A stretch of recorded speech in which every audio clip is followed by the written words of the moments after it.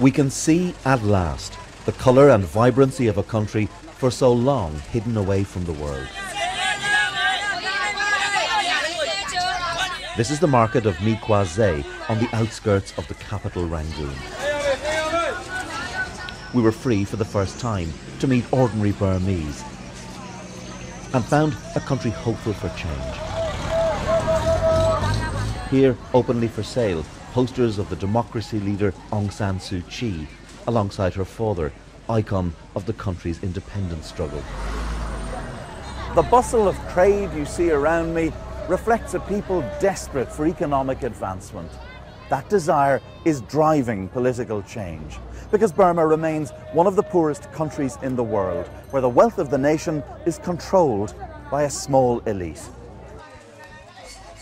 Just a short distance beyond the market, the shacks of economic migrants who flock to the city in search of work.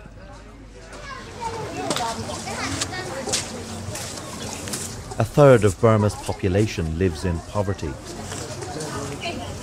In the township of Liang Tar Yar, I met families who were living in shacks that measured just 8 feet by 12.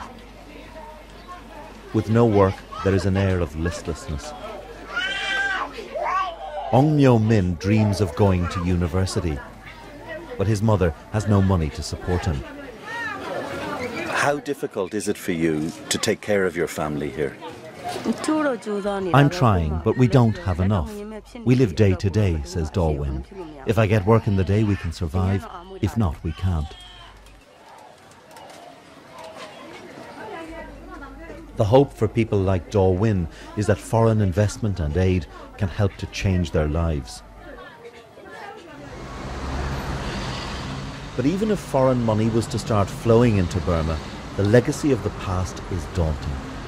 You can't help but be very worried about the scale of the challenges facing the country, and worry that after half a century of army government, after decades of isolation, after decades of sanctions, that the country may not have the kind of institutional capacity it needs to really embrace change in a way that's going to benefit the majority of people in this country.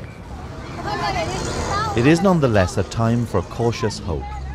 For if there's one thing leaders here realise, it's that real peace depends on shared prosperity. Fergal Keane, BBC News, Rangoon.